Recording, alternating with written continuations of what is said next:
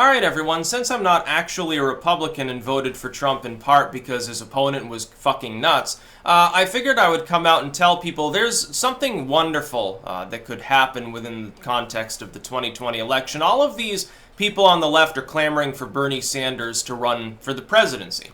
They've ignored the fact that the DNC has changed their rules and that, look, they shafted him before, they would shaft him again. They're never going to tolerate him as a candidate, and he's too old to run a credible campaign anyway. He would be almost 90 years old by the time of the 2020 election. It's not going to happen, but he can save the Democratic Party with a presidential run anyway if he runs as an independent. I'll tell you why. The Green Party is already in a position where it like tripled or quadrupled its vote share in 2016.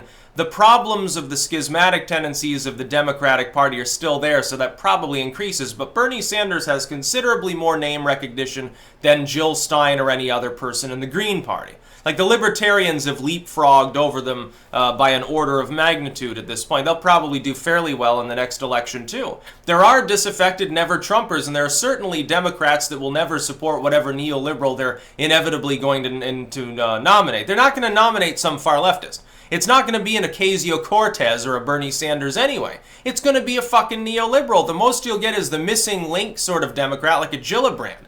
And Gillibrand's no longer viable either because of the Me Too stuff. Because of the New York Attorney General who was beating his girlfriends, and she glowingly praised and stumped around for him and said he was wonderful because of women's reproductive health. That's not going to look good when you're trying to play it up to a crowd of people you have to use wedge issues to invigorate. She would lose. I guarantee you that she would lose. It's like she'd have a 1 in 100 chance. She'd have lower chance than Hillary Clinton did in 2016, polling aside.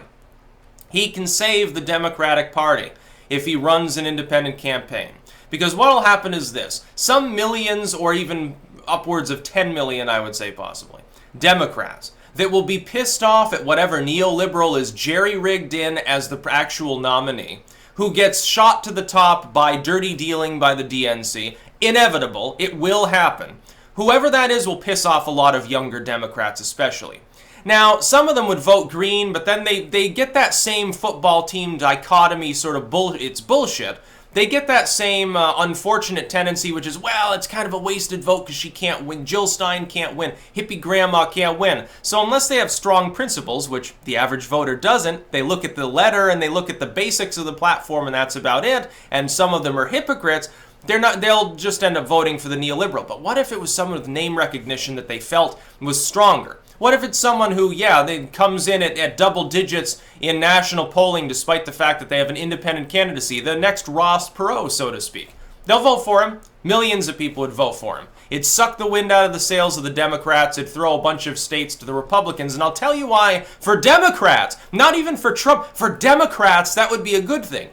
The stress on the Democratic Party would become so great it would rip the party apart. Pelosi would be out of a job. Feinstein, nowhere to be found. Schumer, all of the neoliberals would get kicked to the curb. You would end up with a younger, more talented, different flock of Democrats coming in to replace neoliberals that clearly can no longer govern the party. The DNC would fundamentally collapse. Perez would resign the next day. He would resign, Pelosi would probably resign, Schumer would say, I can't deal with this, he'd be out. All of these people would either get kicked out in the subsequent elections, next time they're up, or they would resign. You'd have dozens of people leaving the DNC, and these are the people that lost you 2016, by the way, by nominating Hillary Clinton. There were other credible individuals. Bernie Sanders would have run a more credible campaign. I say this as someone who never would have voted for Bernie Sanders. As a Vermonter, I'm one of his constituents. I would never want him to be the U.S. president. He does a great job as senator representing the 70% of this state that's far left. Okay, in that capacity, he's doing exactly what he's getting paid to do. I realize that I'm in a tiny minority within my own state of people that don't like socialism. So he does a fine job as far as the legislature goes, but president, no, he wouldn't represent the best wishes of this country. The best interests of this country, rather. But the thing is, he still probably would have run a better campaign. At the very least, the youth would have been invigorated. At the very least, you wouldn't have seen millions and millions of Democrats vote third party. Some of them probably voted Trump out of spite, throwing the election. When the Clintonian neoliberals, therefore, blame Bernie Sanders, or they blame people who didn't turn out, You're the ones that offered the Democrats a shitty candidate. You know, I probably would have considered the Democrats if you had had a candidate who was sane and worth voting for. But let's look at what Hillary Clinton represented. Big corporate politics, more censorship, higher taxes on middle-class America. Wonderful. Yeah, that's going to get a lot of votes. Abandoning, flyover and small-town America, calling them deplorable. Pitting people against one another, insulting them openly, despite the fact that they are people who she would then have to represent. And then she loses and she blames everybody but herself. That's not the sort of leadership the Democratic Party needs. The Democrats need to migrate back towards being the party of JFK. Actual social progress, limited amounts of additional taxation, restrained spending, and a general sense, hey, this is our country, we're going to try to do something right by. Instead of just sitting there insulting the United States constantly, rambling about how bad things are, why don't you fucking put forward a way to fix it? You say, well, racism is a systemic problem. What are you going to do to fix it? Continue to talk about it and harangue? That's not going to fix butt-fuck anything. A million social justice warriors, a bunch of paused, fat, positive people in pink hats is not going to change that. It's going to make the situation worse. That increases social alienation, and the Republicans will turn out in droves to defeat your message. But you can save yourselves after an election or two if you allow Bernie Sanders to run as an independent and collapse the DNC. You got to understand. There's a difference between the DNC and the Democrats. It's the same as with the Republicans last time around. The RNC, run by people like Paul Ryan, no longer represented the best interests or wishes of the Republican lay people. So they nominated Trump. They voted for Trump to be the anti-RNC candidate, and he won. And slowly over time, the Republican Party is being affected by that. Anti-Trump candidates are falling by the wayside. They lost 2-1 in the primaries that we've had. They've been crushed. The rest of them are completely silent. They know to toe the line at this point. You can do the same thing with the Democrats. I'm telling you. The way Sanders was treated is a lot like the way Ron Paul was treated in 2012. By 2020, I expect a major shift within the Democratic Party. An independent insurgent candidacy would crush the Democrats almost out of existence. Alienation would reach the tipping point. The party would collapse at that point. The DNC would, en masse be resigning. And then a new party would form. It would be stronger and better than the one before it. It would rise again like a phoenix. It's transformative. Look, if a plant continues to grow forever, eventually gets old, stagnant, and dies. But if you've got something that every year you have to renew it, it's never in that category. It gets a little lanky towards the end of the season, dies off with the frost. You plant the seeds in the spring and you get new plants, and they're vigorous and they grow. This is a wonderful thing. Cycles are wonderful. And it's inevitable anyway. I'm going to tell the Democrats something else. Go ahead and hold off and continue supporting neoliberals. You know how many national elections you win? 0. You'll lose every single one of them. It doesn't matter who your opponent is. Doesn't matter if it's Trump. The Republicans would have to nominate Jeb Bush in order to lose at that point.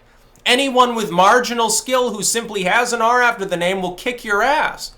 So what's the fucking point of winning this time around if you lose every subsequent election? I don't think you will anyway. I give Trump a 90% chance at this moment. Looking at the polling that I'm looking at, I give him a 90% chance in 2020 of winning re-election. He's got 6 keys to the White House already. He needs 1 more. That's all he needs. 1 foreign policy success.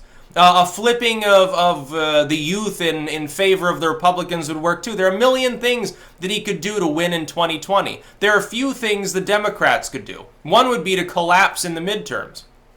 If the Democrats lose 3 or 4 seats in the Senate and fail to retake the House, social alienation might reach the tipping point then. But that's the thing, the DNC has billions of dollars worth of donations each year. They get a lot of money. They're corporate suckers. They're beholden to Goldman Sachs and all these groups that Trump didn't take money from. For better or for worse, give him credit where credit's due. Trump's fundraising apparatus was a hell of a lot closer to something like a Sanders apparatus than it was a Clinton apparatus. Clinton was the corporate candidate, the one who does the $10,000 a plate fundraisers and goes 2-to-1 to fundraisers instead of actual rallies because she realizes that only 10 people show up. Chelsea Clinton is giving a press conference in a fucking broom closet. There's the problem with the Democratic Party. You need new blood. You don't have enough younger candidates with new, young ideas. The Republicans do. The concept of readopting populism is basically, it's not only in vogue, but it's a new idea, basically. We sort of gave that up in the 1980s, which, by the way, we should never have done. We never should have adopted the globalist sentiment that we have today. The Republicans have already done that. They've returned to being more like the party of Reagan, or Republicans from Eisenhower to Reagan, basically. Democrats can do the same thing. Go back to the JFK era. Have some actual progress. Put forth someone worth voting for that doesn't just sit there complaining about problems and identifying problems and sometimes making problems. Find someone to solve problems. Or leave things the fuck alone if they're going well. That's what we need. That's the sort of sentiment we need in this country. Now, my natural territory is libertarianism.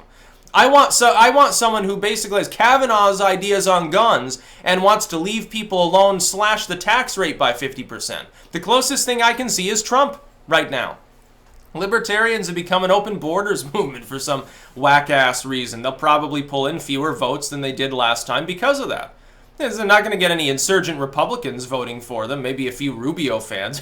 Someone who liked Jeb Bush. Jeb out of fucking nowhere. You know, maybe he'll primary Donald Trump and get one vote. It'll be his own. Now, the Democrats need to crash and burn. You need to crash and burn like the Republicans did in 2012. They fucked Ron Paul. The RNC was corrupt. People lashed back out against it, refused to support him, and got an insurgent candidate who said, yeah, fuck the donor class. It's self-explanatory. That's how he won. Do the same thing. Replicate his success. Yeah, there's still a 10% chance you win in 2020. Look, if you nominate a neoliberal, that drops to 0. If Clinton's supposedly mumbling vaguely about running again in 2020, do you understand how that looks to any independent voter at all? Do you understand how dumb that looks? How dumb the DNC looks? How fucking weird the Clintons look? I think it would be great. I hope she does run, because that'll prove my point entirely about the stupidity of the DNC. The same with Biden. Biden would be dynastic. He was Obama's vice president. And Republican turnout will surge. They'll say, oh shit, they're trying to drag us back to the bad old days of the Obama era and Kenyan socialism. We must stop him. They will turn out even higher than they did in the last election. It won't be like when Mitt Romney was there and he was boring and nobody gave a shit. And the candidate that got people excited, Ron Paul, who got about 15% of the national vote, gets totally shafted and ignored. And then ends up having to run his own website, a podcast and stuff, and now constantly is fodder for conspiracy theorists who think he's a Nazi.